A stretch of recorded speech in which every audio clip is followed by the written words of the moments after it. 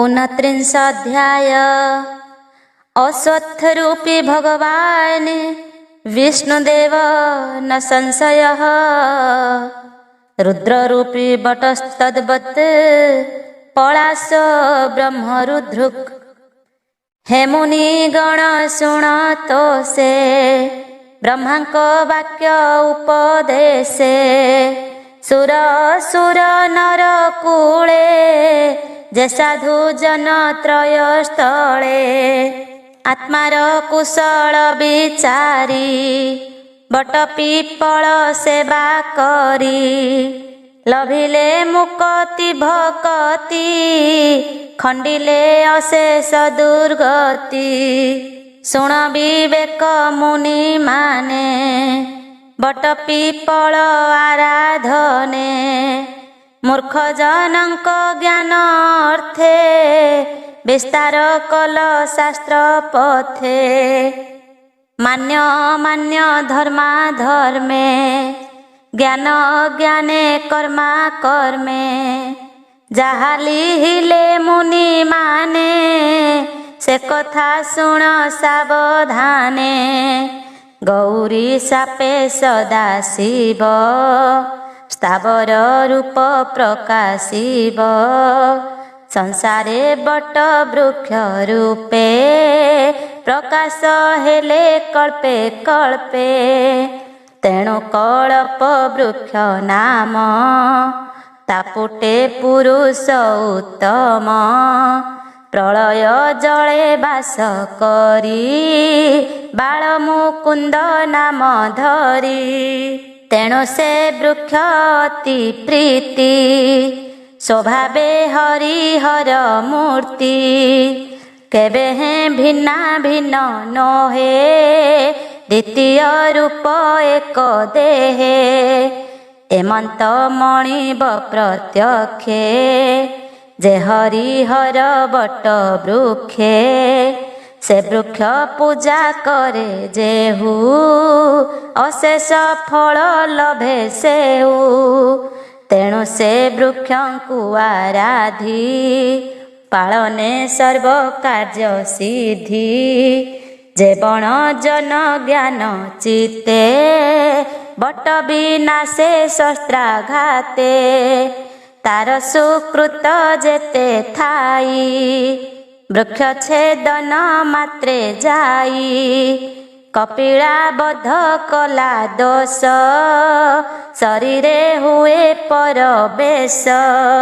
पुणी संसारे जेते दिन करई शिव दर्शन। से धर्म प्राप्त नुहई अंते नरके पड़े जाई।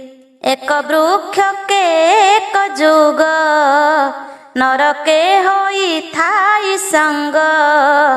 तदंतरे रवि तले जात हुई गिरिमाले।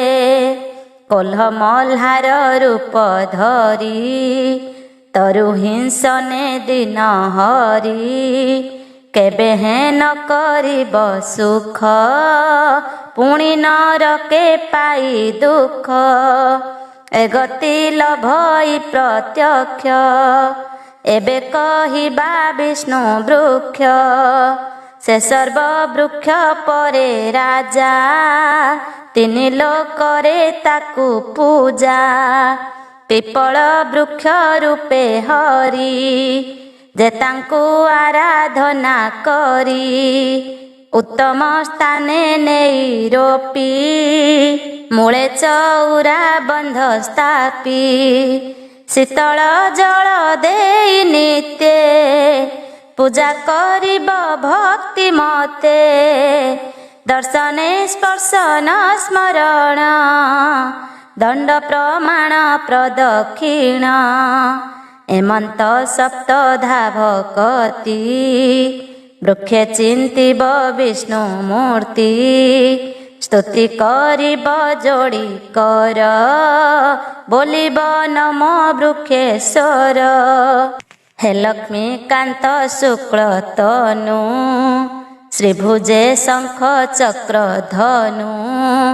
ଗଦା ଖଡ଼ଗ ତୀକ୍ଷ୍ଣ ଶର ମୁକ୍ତ ଅମ୍ବୁଜ ଅଷ୍ଟକର କୌସ୍ତୁଭଧର ପୀତ ବାସ ଅଖିଳ ନାଥ ହୃଷିକେଶ ବୃକ୍ଷ ସ୍ୱରୂପ ଭକ୍ତ ବନ୍ଧୁ ମୋତେ ଉଦ୍ଧାର କୃପା ସିନ୍ଧୁ ଏମନ୍ତ ବାକ୍ୟେ ସ୍ତୁତି କରି ବୃକ୍ଷ ସ୍ୱରୂପୀ ନର ହରି ସେବା କରିବ ଯେଉଁ ଜନ କେତେ କହିବା ତାର ପୁଣ୍ୟ ସୌନକ ଆଦି ବ୍ରହ୍ମ ମୁନି ଭୃଗୁ ନାରଦ ମହାଜ୍ଞାନୀ କଣ କପିଳ ଶୁକ ଯତି ଯେ ଅମ୍ବରୀଶ ନରପତି ଧ୍ରୁବ ଭକତ ପ୍ରହ୍ଲାଦ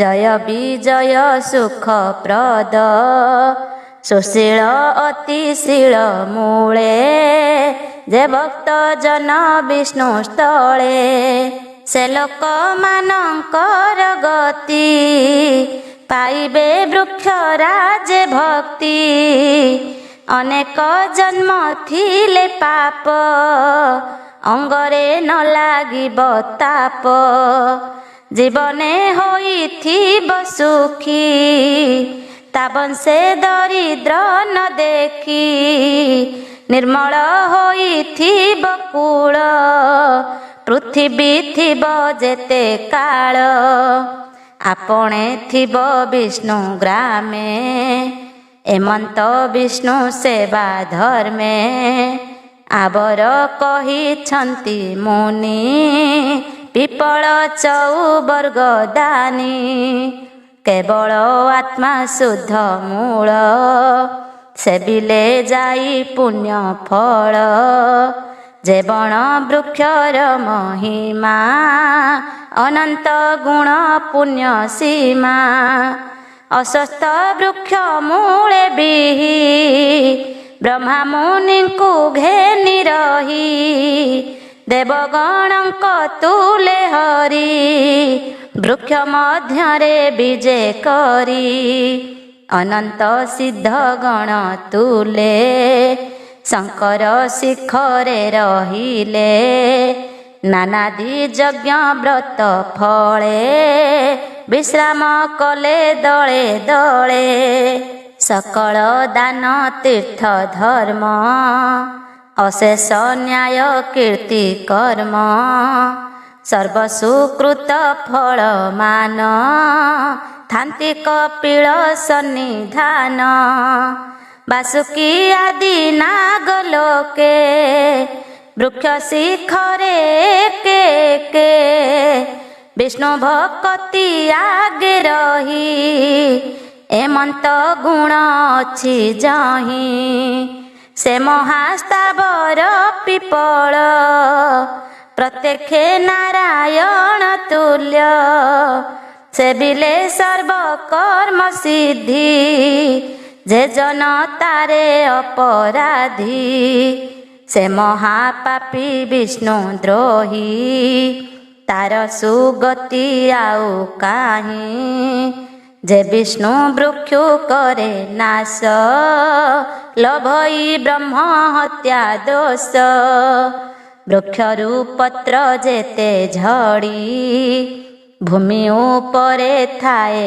ପଡ଼ି ତେତେ ବରଷ କୁମ୍ଭୀ ପାକେ ପଡ଼ନ୍ତି ବୃକ୍ଷ ଘାତି ଲୋକେ ଯେ ବିଷ୍ଣୁ ବୃକ୍ଷୁ ପତ୍ର ତୋଳି ସେ ଛେଦେ ବ୍ରହ୍ମାଙ୍କ ଆଙ୍ଗୁଳି ଏମନ୍ତେ ମହାପାପ ପାଇ ଯେ ବୃକ୍ଷେ ଉଠେ ପାଦ ଦେଇ ତା ପାପ କହିଲେ ନ ସରେ ଗୁରୁ ମସ୍ତକେ ପାଦ ମାରେ ଯେ ବୃକ୍ଷେ ଅନଳ ଲଗାଇ ମୂଳେ ତା ଅମେଧ୍ୟ ପକାଇ ଏ ସର୍ବ ଅପରାଧ ଫଳେ ପଡ଼ଇ ଘୋର ନର୍କ ସ୍ଥଳେ ପୁଣି ନରକୁ ଯେବେ ତରି ଚଣ୍ଡାଳ ଗୃହେ ଅବତରି ଅନ୍ଧ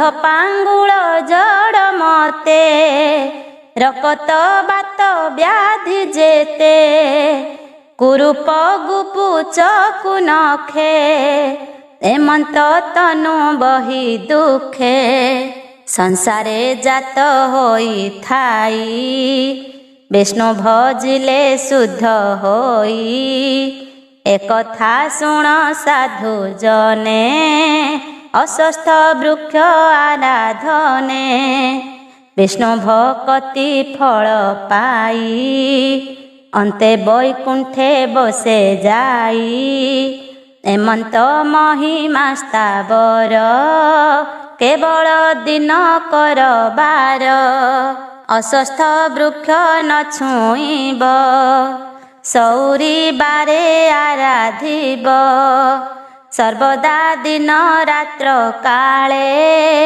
ନବସ ବିଷ୍ଣୁ ବୃକ୍ଷ ତଳେ ସନ୍ଧ୍ୟାରେ ସ୍ପର୍ଶନ କରି ଛୁଇଁଲେ ହତ ହୋଇ ଶିରି ଶନିବାରରେ ପୂଜା ବିଧି କଲେ ସକଳ କର୍ମ ସିଦ୍ଧି କହିଲେ ମହାଦେବ ଦାସ ଏ ପଦ୍ମ ପୁରାଣେ ପ୍ରକାଶ ଉତ୍ତର ଖଣ୍ଡେ ବିଦ୍ୟମାନେ ଯାହା କହିଲେ ମୁନି ଜନେ ଏକଥା ଘେନି ହେତୁ କରି ନରେ ସଂସାରୁ ଯିବେ ତିରି। ଇତି ଶ୍ରୀ ପଦ୍ମ ପୁରାଣେ उत्तरखंडे कार्तिक महात्म्ये बट पिप्पल महिमा कथने नाम 29 अध्याय।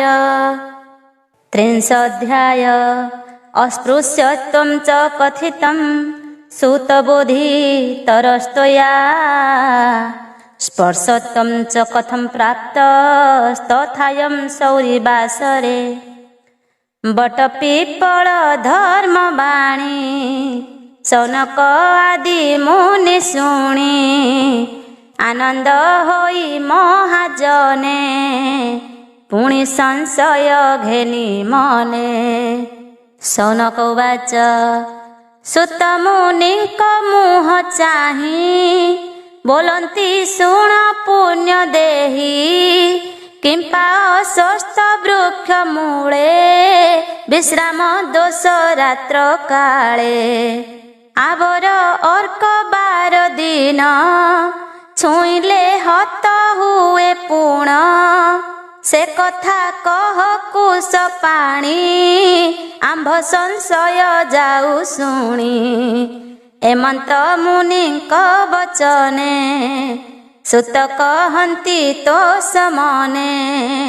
सुत उवाच बोलंती शुण सर्वमुनि पूर्वे जे सुरासुर बेनी ब्रह्मा सहिते हरिहर मंदरे मंथिले सागर से क्षीर जलधि मंथनु लक्ष्मी सहिते कामधेनु कौस्तुभ आदि रत्नमणि अमृत विशल्यकरणी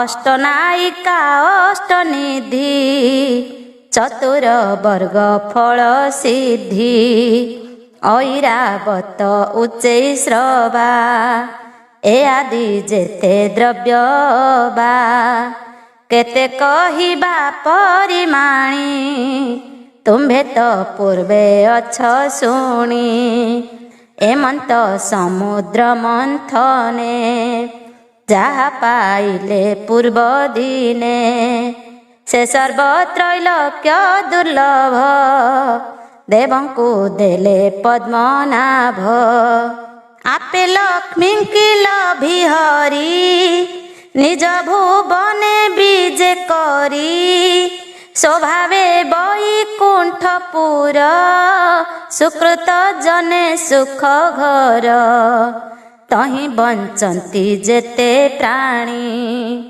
जुग निमिष प्राय मणि गोविंद रूप दर्शने नित्य हे सुख जात मने एमंत मंदिरे मुरारी लक्ष्मी सहिते विजे करी प्रभुଙ୍କ अनुरागमणि छामुरे क्षीर ददुलणी सम्मुखे जोड़िबे निकर बोलंती वचन मधुर भो प्रभु प्रभु पुण्यमय जामनु ब्रह्मांड उदय ब्रह्मांड नाथ विश्वेश्वर ब्रह्मांड जार खेल घर ब्रह्मा स्वरूपी ब्रह्म ज्ञानी ब्रह्म विलग्न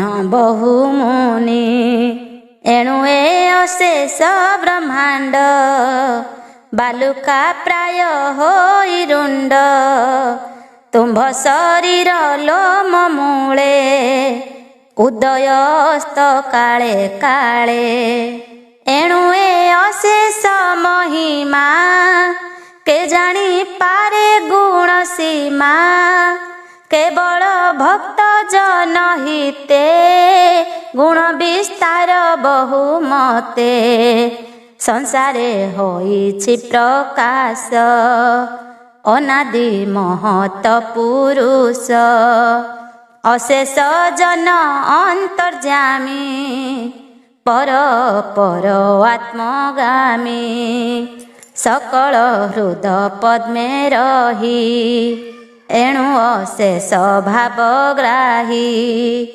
भावर भाव दीन बंधु सुजन जन कृपा सिंधु शरण जन सुख राशि मुहि तुम्भर निज दासी तेणु ए श्री चरण तले जणाऊ अछि भक्ति बळे प्रसन्ने शुण अंतर्जामी मो ज्येष्ठा भग्नी अलक्षणी विरूप देखी अंग शोभा केहि नहिले ताकू विभा ताहाकू चाही मोर पिता वरुण मने महाचिंता स्वभावे जुबा कन्या गृहे जे रखी थाई अविवाहे तार सुकृत जेते थाई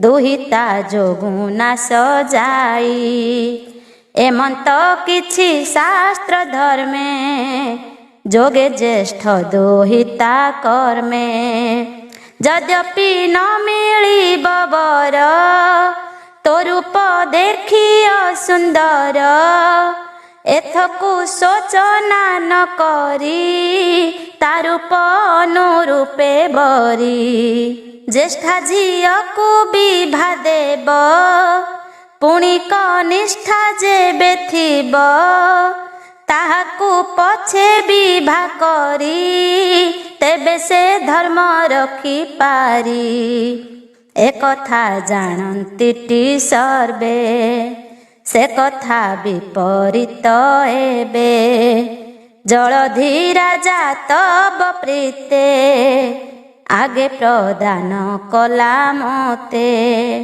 ज्येष्ठ कुमारी गृहे देखी अनवरत मने दुखी से दुख ताप मोर हृदे तेणु जानई तुम्भ पादे तुम्भे जे जगत करता जान सकल ज्ञान चिंता हे प्रभु भक्त घेन मोर से अलक्ष्मी की विभा कर एमंत लक्ष्मी मुख शुणी अशेष जन चिंतामणि से जेणु सर्वभूते वास परम दयालु पुरुष प्रिया वचने स्नेह बही तक्षणे गरुड़ आरोही जे ऋषि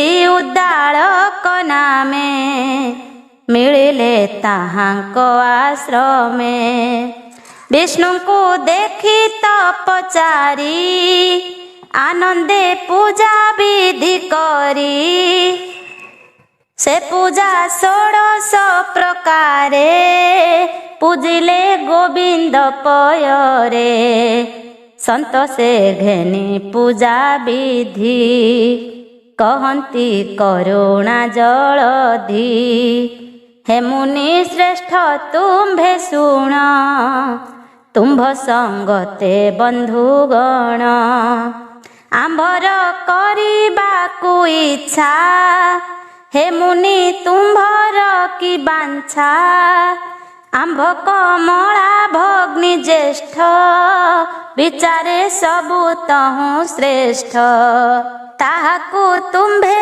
विभाहुअ जेबे आंभरे अछ प्रिय तुम्भे परम साधु अट आंभ मनकु तुम्भे अट साधु संगते बंधुपण एकथा परम कारण मुहि सुजन जन बंधु हसी कहती कृपा सिंधु प्रभुक मुखु प्रिय वाक्य शुणी सानंद उद्दालक कर अंजलि शिरे देई बोइले निस्तरिली मुहि हे प्रभु जगत जीवन जे तुम श्रीमुख बचन से आज्ञा अलंघित मोर तुम्भे जे करुणा सागर असाधु महादेव दास क्षमा करिब मोर दोष बंधु प्रार्थना वाक्य शुणी हेउ बोइले चक्र पाणी। इति श्री पद्म पुराणे उत्तरखंडे कार्तिक महात्म्ये विष्णु उद्दालकपुर आश्रम प्रवेश नाम 30 अध्याय 31 अध्याय। सूत उवाच स्थूलास्यां दीर्घश्रवणां राजतीं बिभ्रतीं महदाकृतिं बिभ्यतीं रक्तनयनां रुक्षपिंग शिरोरुहां विष्णुर महिमा अनेक कहन्ति सुत पौराणिक शुणी सकल मुनिगणे गोविंद आज्ञा परमाणे मिली सकल ब्रह्म ऋषि वरुण पुरे दूत पेशी ज्येष्ठा कन्या को अणाइले विभा मंडपे उभा कले अनेक लोक मिली तही कन्या को देखुछन्ति रही स्वभावे अलक्ष्मीता नाम रूपता विपरीत कर्म पृथु शरीर वृद्धा जन विशाल हृद कटि क्षीण पिंगल केश लंबा कर्ण रकत नेत्र दीर्घानन द्विपक्षा चुली मध्य झिंका पराए निशाई नासिक अति ओसार बेनी पाटी श्रवण परिजन्ते घोटी हरित वर्ण दंत पंती दिशई भयंकर मूर्ति जिह्वा खड़ग प्राय जानी ओष्ठ उन्मत खर वाणी दीर्घ चरण क्षुद्र कर अंगे से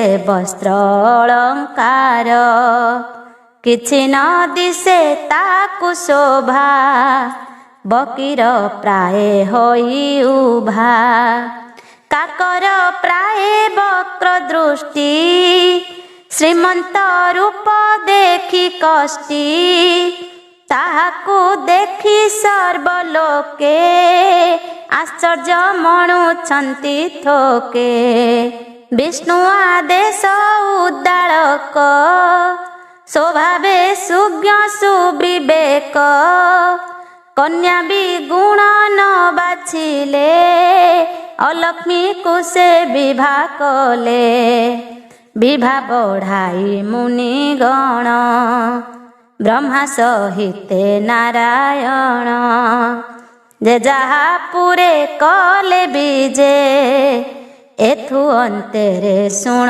द्विजे अलक्ष्मी को संगरे घेनी सेठारु उदालक मुनि निज आश्रमे जाई मिली जुवती देले हुड़हुड़ी मंगल विधि कले आणी ता देखी सागर दुल्हणी सुख न भजी तार मने प्रवेश मुनि सन्निधाने जहु शुणिला वेद ध्वनि आकुल होइला कामिनी दोहरा अग्नि धूम बासे विप्र नारी धर्म त्रासे अलक्ष्मी देहे दुख लागे घरु बाहर हेला बेगे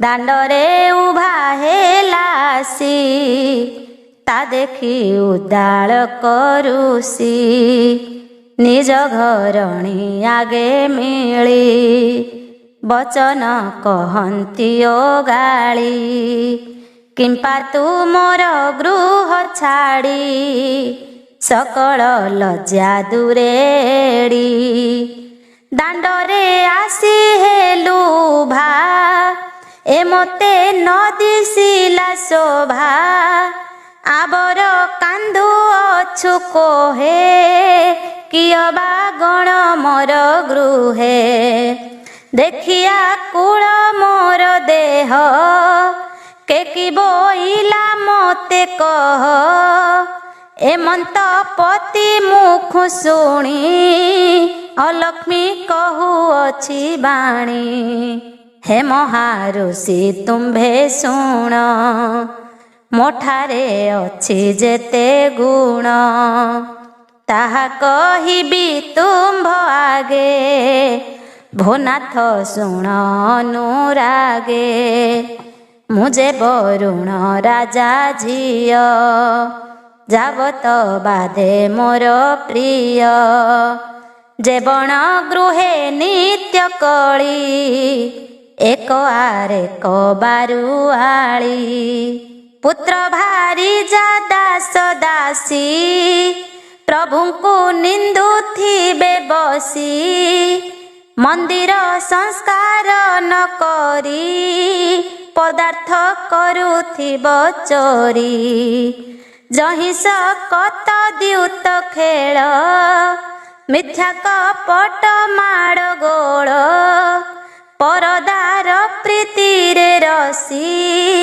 एक आरेक परिहासी परकु कहूथिबे निंदी आपणा गुण क्रिया बंदी जीवंकु करुथिब हिंसा एमंत स्थाने मोर बसा जहि न रसे मोर मन से कथा शुण तपोधन वेद वचन आदि गीत जे वाक्य गोविंद चरित एहा मु न शुणिबि कर्णे जे वाक्य मंगल विधाने नयने न देखई ताहा से कथा शुण मोर नाहा स्त्री पुरुष आदि करी जे जन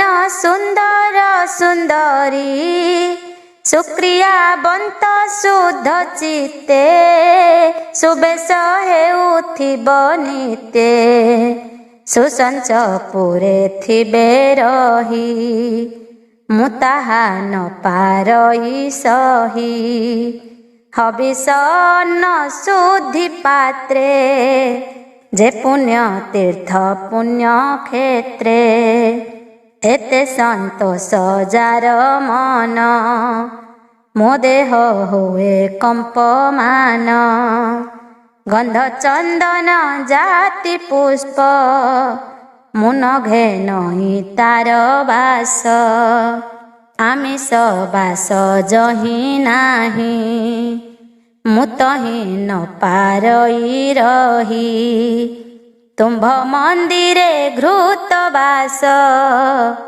होम नल धूम त्रास मुताहा न पारई सही वेद वचने मोर देही बात कदली प्राय कंपे गरुड़ आगे जेने सर्पे मुही होइली से ही मती देखी तुम्भर एही मती यद्यपि अछि मोर आस कुछित स्थाने कर बास एमंत कही सिंधु जेमा पुणी कांदई अलक्षमा ए वाक्य शुणी महारुषि चिंता सागरे गले भासी हृदय विचारंती रही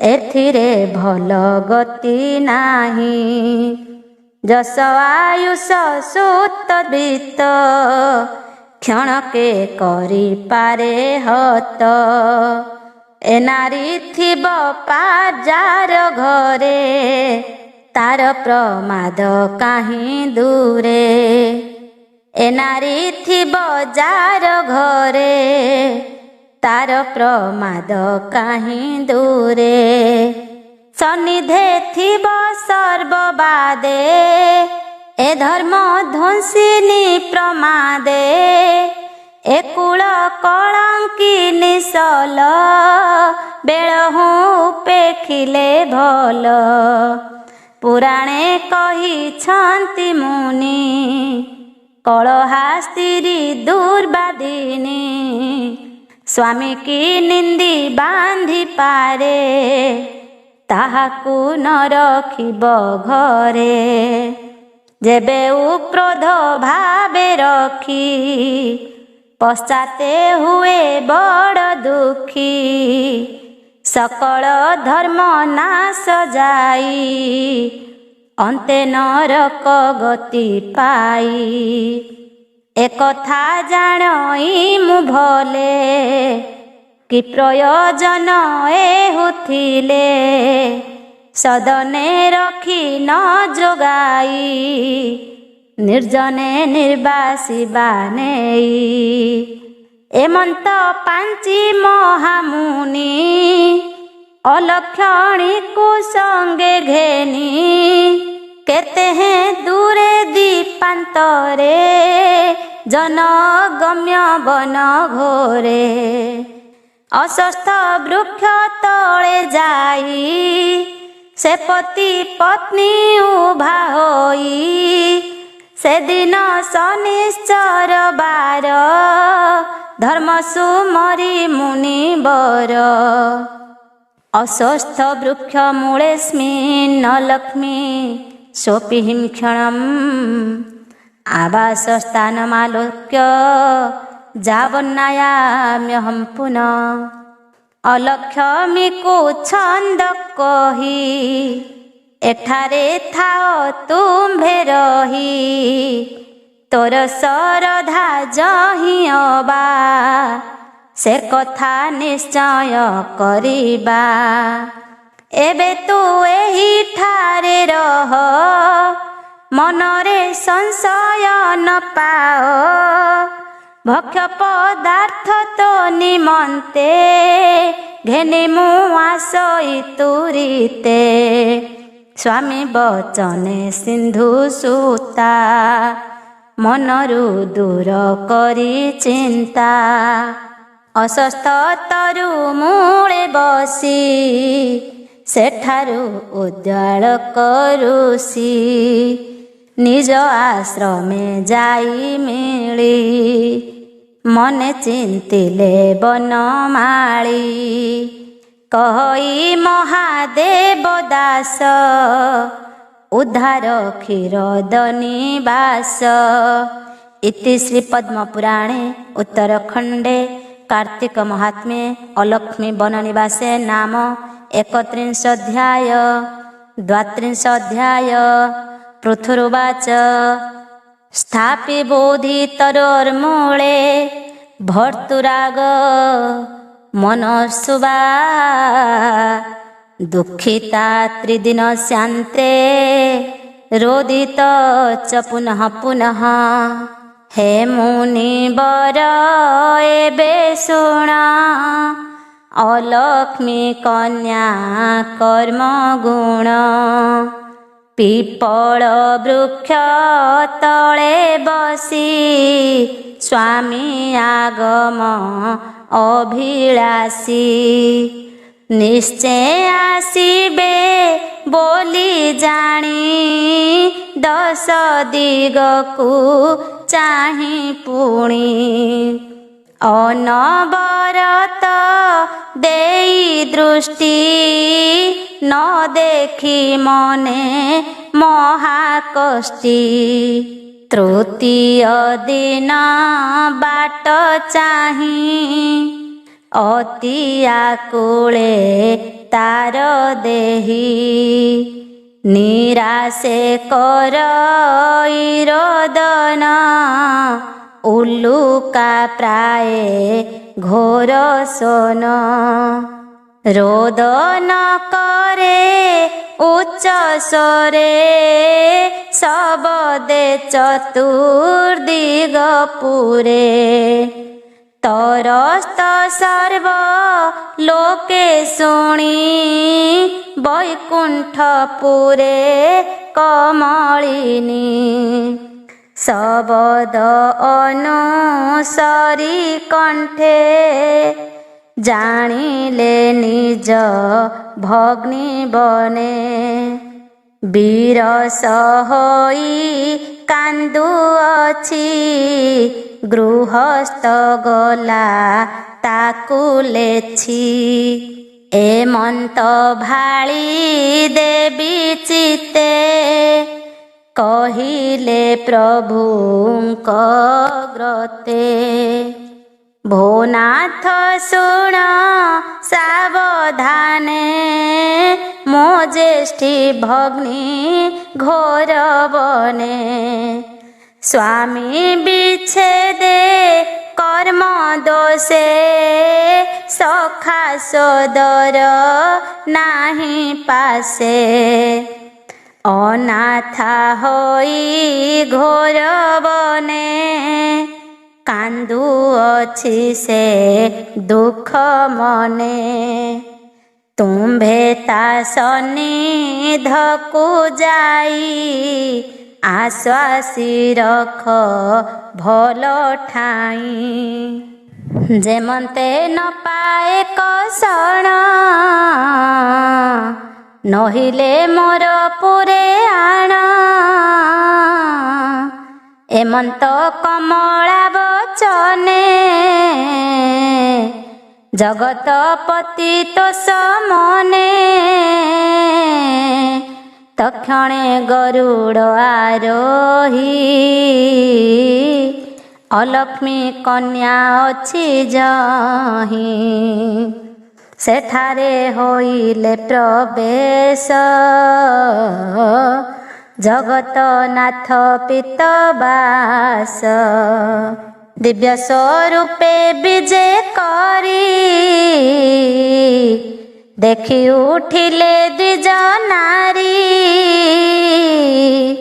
क्रोधे संभाली धैर्य बही तरु हाड़े उभा होई। प्रभुंकु देखि मने तुष्टि वक्रवदने वक्र दृष्टि। तामन जानी अंतर्जामी वचन कहउछन्ति स्वामी। श्रीकृष्ण उवाच बोलन्ति शुण सिंधु जेमा तुम्भक निष्ठ भग्नी रमा। ମୋତେ ପେଶିଲେ ତୁମ୍ଭ ପାଶ ତାର ପୁରକୁ ଯିବ ଆସ ସେ ପୁର ବୈକୁଣ୍ଠର ନାମ ସର୍ବସମ୍ପଦ ସୁଖ ଧାମ ଅନେକ ତପ କରି ତପି ନିଷ୍କାମେ ମୋର ନାମ ଜପି ସାତ୍ୱିକ ଭାବ ଘେନି ଚିତ୍ତେ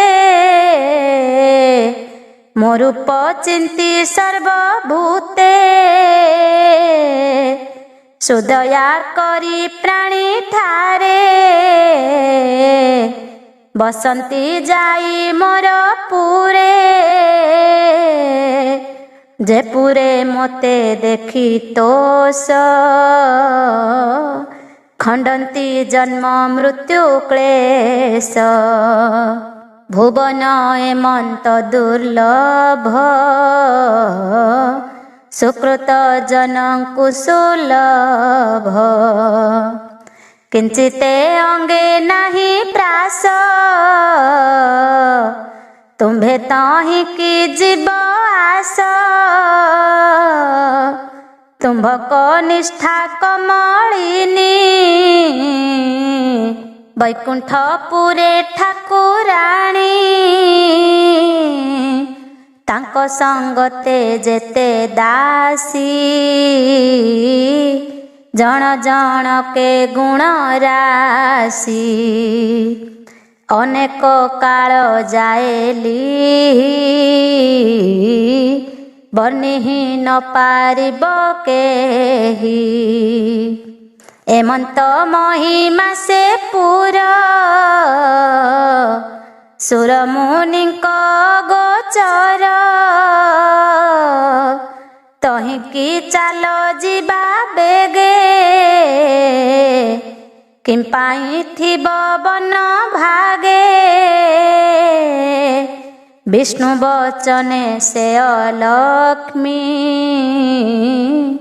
ବୋଲଇ ଶୁଣ ଦେବ ସ୍ୱାମୀ ପୂର୍ବେ ସେ ସୃଷ୍ଟି ଅନ୍ତ କାଳେ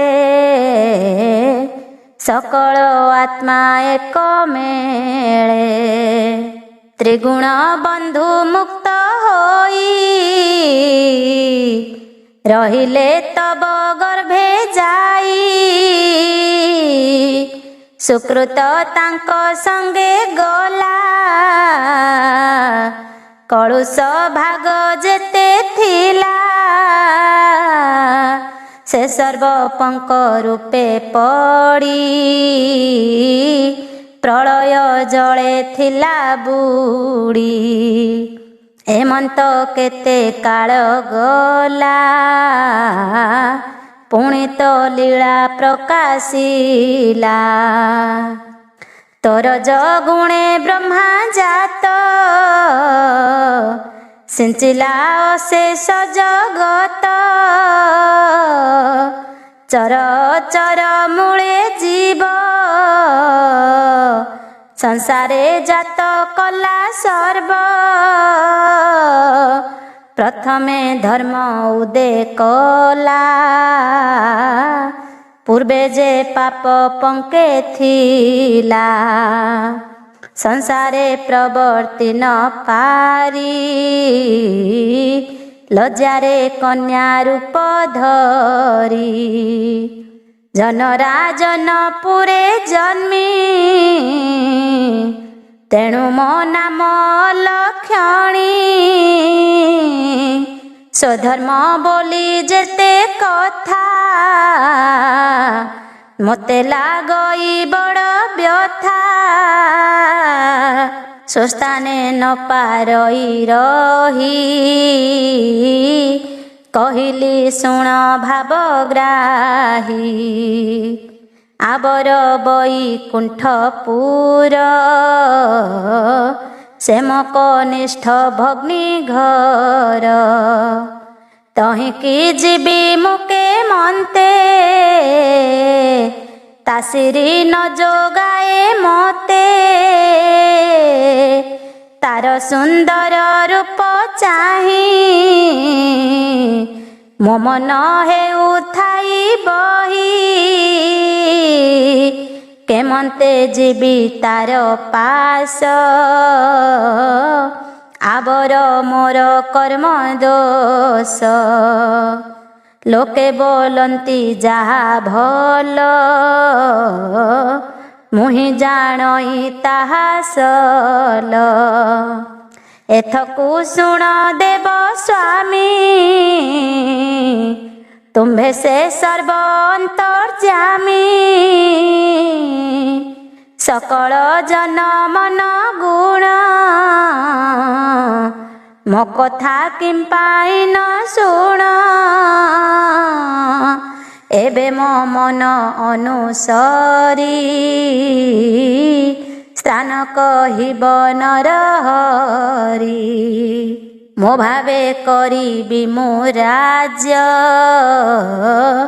स्वामी संगते नाही कार्य ए वाक्य शुणी चक्रपाणी जे जहा निज कर्म जानी बोलती शुण ज्येष्ठा बाली जे बण घरे नित्य कली तही तू करिथिबु बास जे मिथ्या भासी कुपुरुष तार कंधरे थिबु बसी जे पर द्वार अर्थे आसी पर निंदुक पर पीड़े इष्ट दर्शने दुखे पड़े अंग सूची होई थाई जे देव दर्शने जाई सान बचने मो भजने जे भासे रसे कुबचने चंडाळे हेब संभाषण जेबे अपात्रे महादान जे प्रीतिहीन जन संगे तू बसिथिबु तार अंगे द्युतादि खेल जेते रस परस्त्रींक परिहास जाल जंताल बन जुई जंतु विनाश जेते ठाई ताहा जे देखुथिब तो से तू थिबु तार कंध देसे बट स्वस्थ बेल निम्ब धात्री तुलसी चित द्रुम ए आदि देव तरु मान जे जन करिब छेदन तू तार अंगे बसिथिबु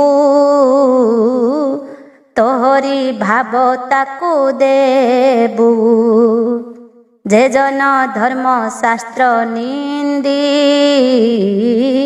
गोविप्र सुजन न बंदी तात जननी गुरु पादे कपट स्नेह जार हृदे एमंत जन कंधे बस तार सुकृत सिरि ध्वंसी आबर शुण अलक्षणी जे नारी बिना कामे भ्रमी परे कहई घर कथा स्वामी सेने पाई व्यथा पुत्र दुहिता बंधु जने कली भियांती अनुक्षणे ଗୁରୁଜନଙ୍କୁ ଯେହୁ ନିନ୍ଦି ନିରତେ ହେଉ ଥାନ୍ତି ଧନ୍ଦି। ଏମନ୍ତ ସ୍ତ୍ରୀଙ୍କ ସଙ୍ଗତେ ତୁର ମନୁରାଗ ଚିତେ।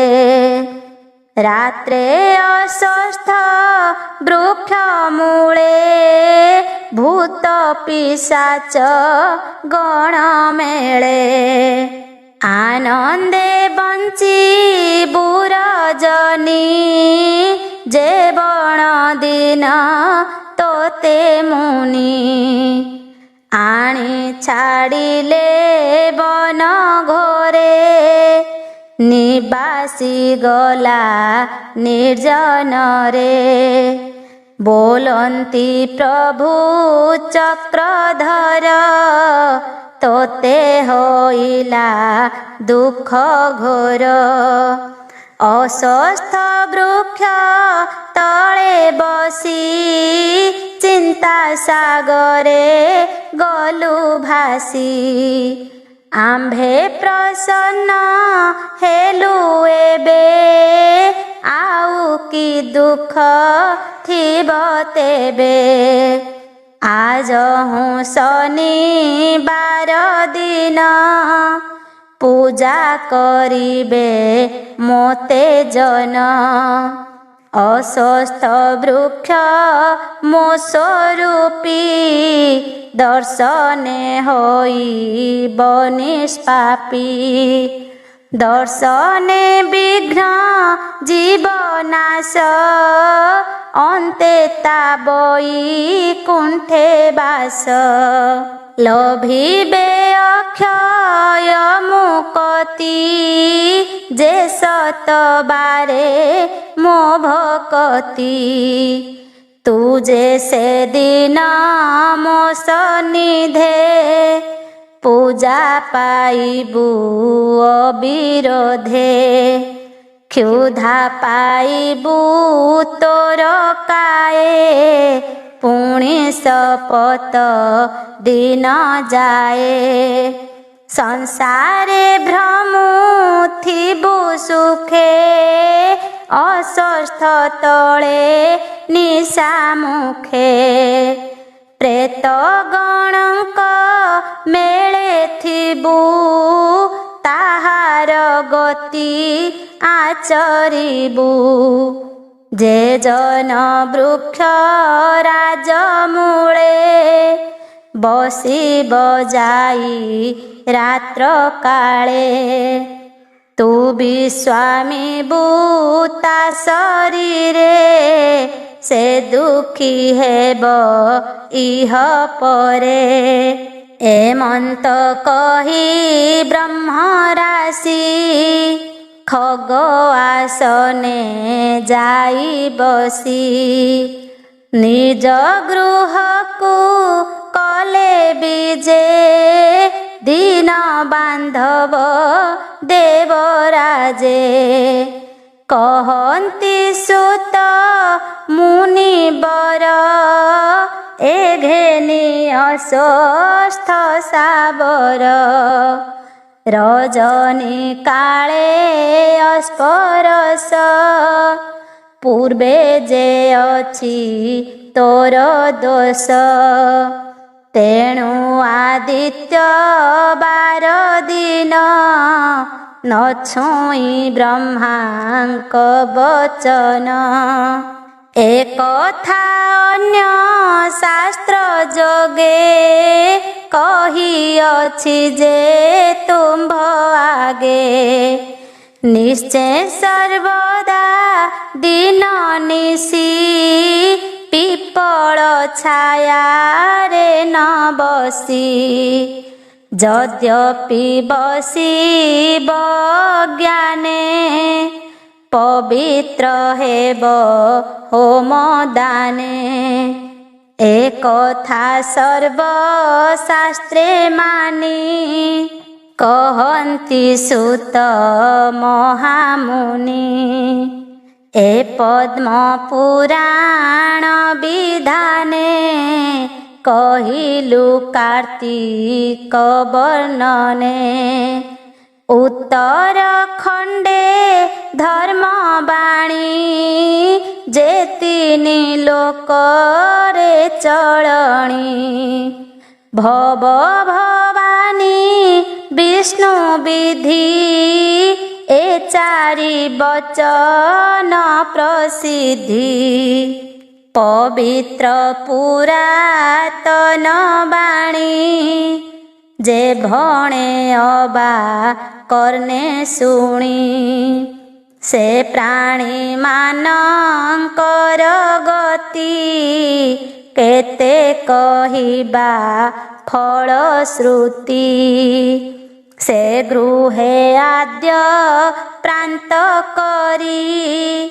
कार्तिक व्रत फल सरी सागर आदि तीर्थ धर्म बदरी आदि वनाश्रम द्वारकादि क्षेत्र स्थाने गमिब विष्णु दर्शने यज्ञादि व्रत फल जेते जावत कीर्ति जनहिते अशेष दान मान्य फल सकल धर्म करी ठूल लेखिब द्विगुण प्रमाणे कि तुल्य श्री पद्म पुराणे